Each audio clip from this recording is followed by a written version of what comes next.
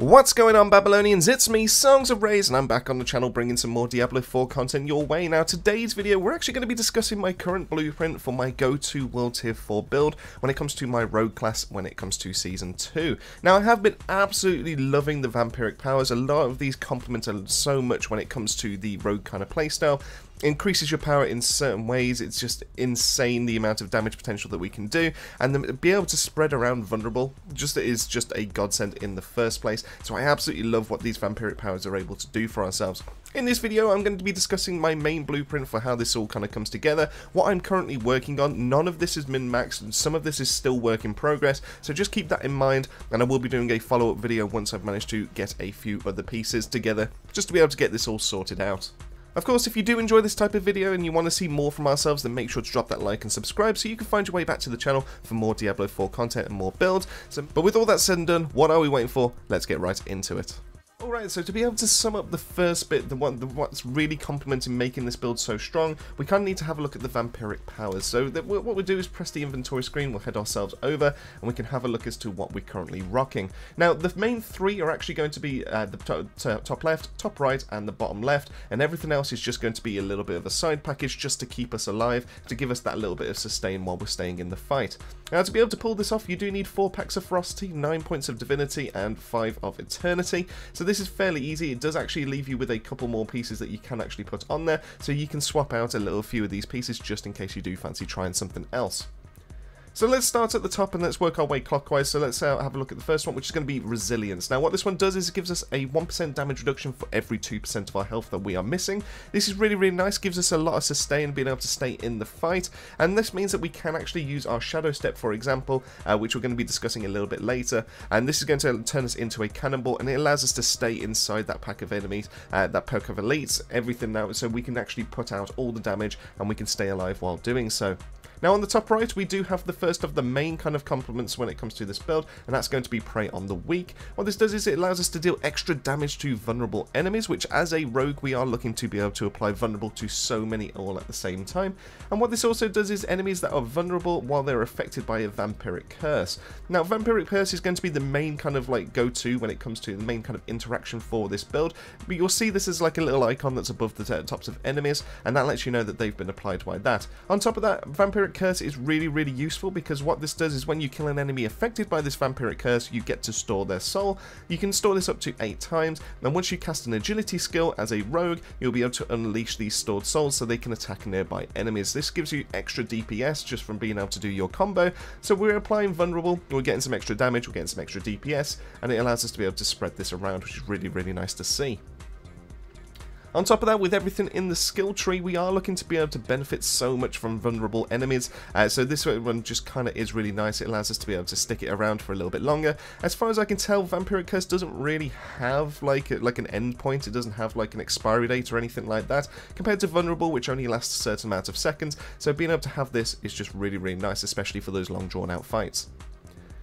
So moving on from there, we do have our third one. This is going to be something else to keep us alive a little bit better, and this is going to be Sanguine Brace. What this does is when you kill an enemy, you get to fortify for 6% of your base life, and once you have fortify, that's half your maximum life, you get to get an increased amount of critical chance, and at level 3, this does go up to 8%. This is going to help us out with our skills, this is going to help us out with our souls once we send them out, this is going to help us out with every single point of damage that we're looking to be able to do, and just being able to have extra critical strike chance as a rogue is absolutely huge. Being able to fortify ourselves as well is something that's brand new to the rogue, something that we weren't able to do before, so this gives us a nice extra 10% reduced damage once we manage to get that fortify all the way up. So that's really, really nice. It helps us to stop being so squishy, and it gives us a chance to be able to heal that on the back of this.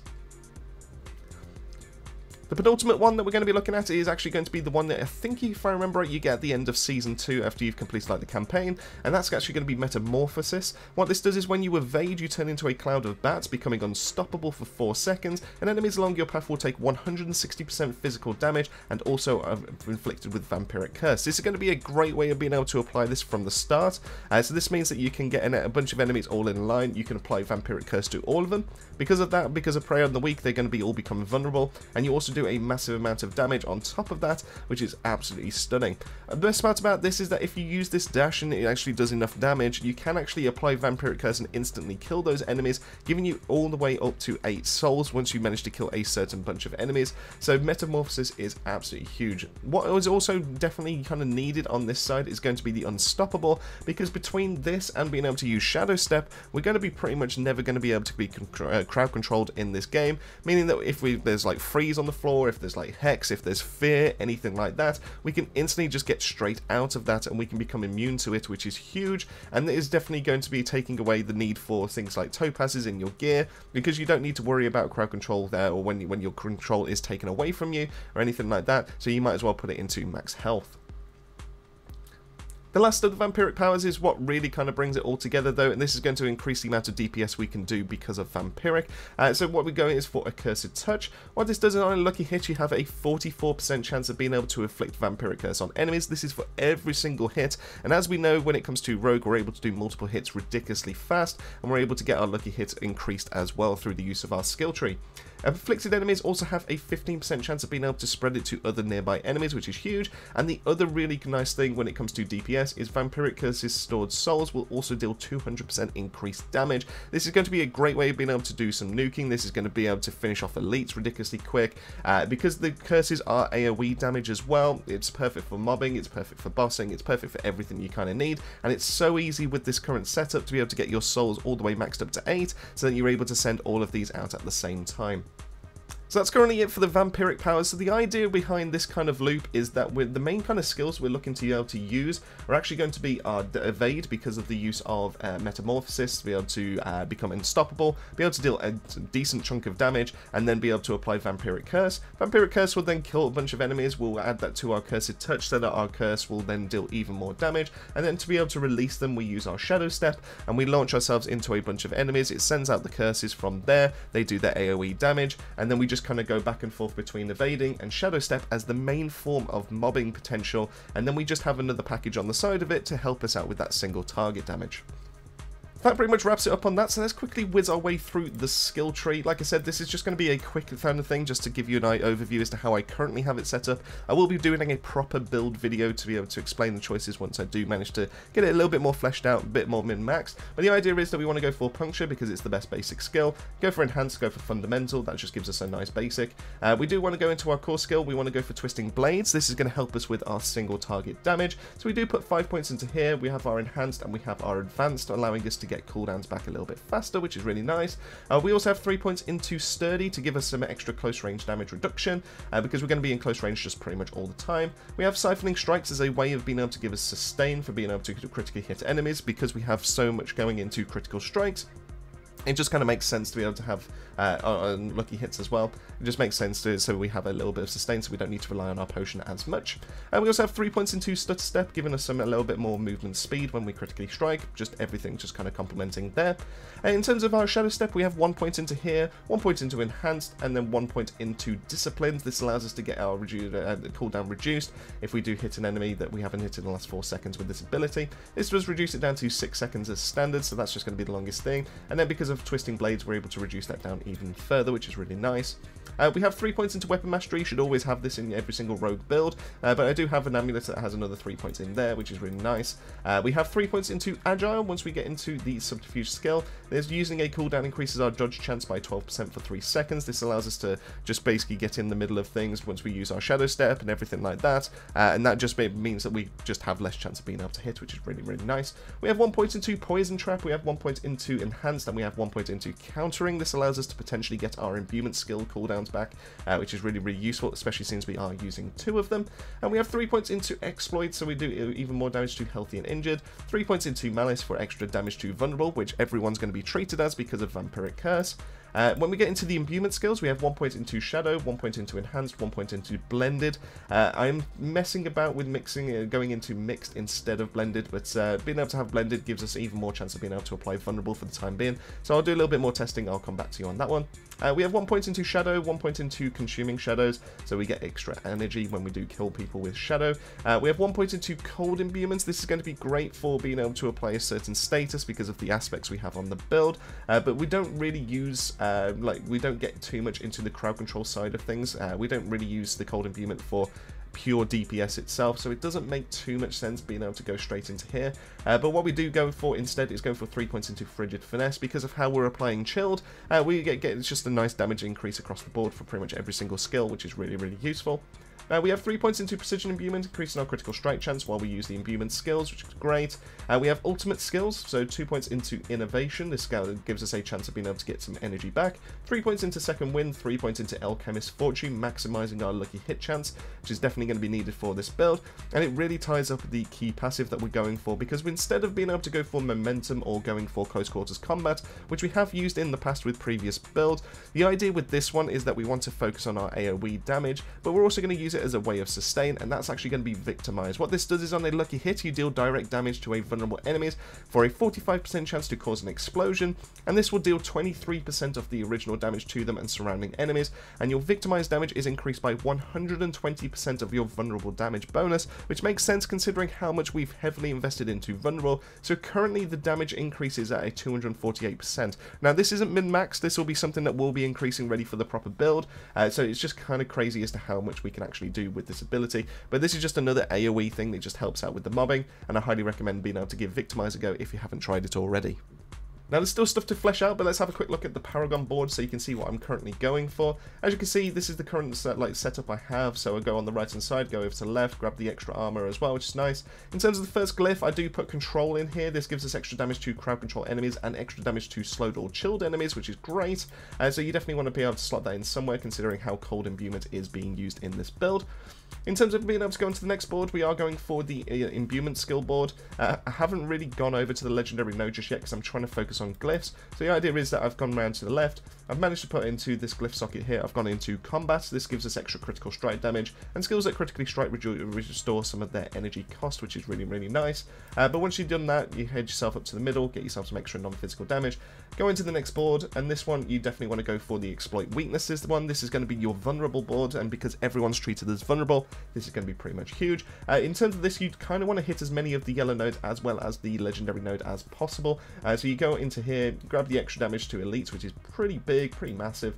Grab the legendary node, grab yourself the unassailable, grab yourself the exploit, and then head yourself up, grab the node, and I'm starting to fill this one out as well. With this one, I'm currently using chip because we are doing physical damage with the dash, so I thought this is something that I'm testing out. This is just like, because it gives extra physical damage, I thought maybe it will make the dash a little bit more viable, but like I said, this one's still being fleshed out, so that might potentially change in the actual build. Touching on specializations, currently I am using combo points. I do have something in mind to potentially try out preparation and be able to try out something with an ultimate skill. That's something that's to be decided on, that's something to be tested rather than, so make it consistent before I actually suggest that. As it currently stands, combo points is definitely the way to go for me currently. You can go for Inner Sight if you just feel like you need more energy, but honestly, combo points with Twisting Blades is pretty much goated, so I do recommend being able to go for that for the time being. In terms of the aspects, like I said, this is just going to be a quick whiz through because as you can see, some of these do not have aspects on, so I am still looking to min-max before I start swapping those over. But in terms of the helmet, we've gone for Crawl to be able to show that explosions from Victimize, the key passive, will heal us for a certain amount of life for every single enemy that's damaged. This is pretty huge. This gives us the sustain from our key passive, so while we're out there doing our mobbing, while we're doing our damage, we're just getting healed constantly so we can stay in the fight, which is great. In terms of the chest piece, we have gone for Primal, or Enshrouding, so you gain free Dark Shroud. I am messing about with this one. Like I said, I'm going to swap out the pants to be able to try out something where we get the free Dark Shrouds. I think that's probably going to be the best thing to be able to keep us alive, so I am going to be testing that one out, so that's just currently there, but that's just keep in the back of your mind. You can swap this out for Might, if I remember right, so you get the extra damage reduction once you do cast a basic skill. That was what I was using before that. In terms of the gloves, we have gone for Edge Masters, giving us extra skill damage based on our primary resource, which is great. In terms of the pants, I currently have Cheats. This gives us take less damage from crowd control enemies. We will be doing this through the use of our poison trap as well as our cold imbuement, so that's something to factor in. In terms of the boots, the best one to go for on this one is going to be Ravagers. So your Shadow Step has an additional charge. This allows you, so you have your Shadow Step and your dash, so you're able to spread out the souls so much faster, and I highly recommend being able to get this one. The extra stats at the bottom does not matter whatsoever, so you can just constantly just keep using the extra charge. It's just worth it in my opinion.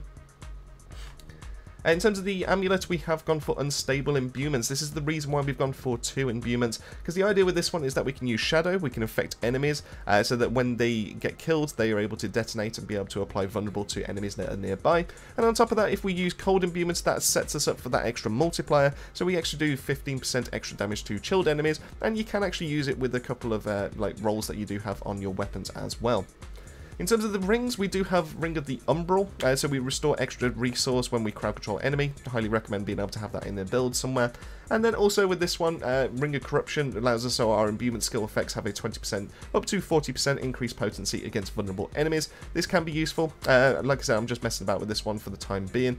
I'm not necessarily going to be sticking with this one for the time being. In terms of the 2 swords, I haven't put anything on there, but in terms of rolls, you kind of want to go for your dexterity if you can.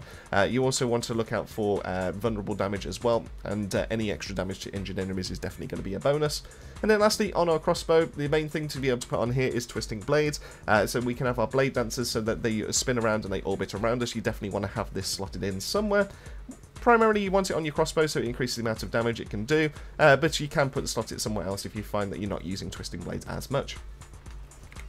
So that pretty much wraps it up on the build. That pretty much wraps up in terms of the gear, the skills, in terms of like the Vampiric Powers and everything like that. In terms of the main kind of playstyle, you'll have seen the gameplay that's in the background, but the idea is that you want to use your dash, you want to launch yourself into a bunch of enemies, you'll start racking up the Vampiric curses, you'll start getting the kills, and then once you've got up to 8 souls, or if you've got close to that, you use your Shadow Step. This gets you out of the position, it makes you unstoppable as well on top of that, and it also then means that your souls then get expunged, and then you can start repeating the process over and over again. If you find that you need something to do in the meantime of your Shadow Step cooling down, then you definitely want to go for your imbuement skills so that you can apply cold, or to being able to go for chilled, and you can apply shadow so you can then do the extra damage on top of that, and your twisting blades is still there ready for you to be able to apply some single target damage for some of those more stubborn elite enemies. But that pretty much wraps it up. Let me know in the comments section down below, what do you currently think of this build? What is your current go-to build as well inside of Diablo 4? And what was the first character that you did choose for Season 2? Massive thank you for making your way to the end of the video. Massive thank you to the Babylonian family, as always, for their continued support. It really does help the channel out. And if you did enjoy, make sure to drop that like and subscribe so you can find your way back for more. But with all that said and done, that just leaves me to say, keep yourself safe, keep yourselves well, and I'll see you all on the next video.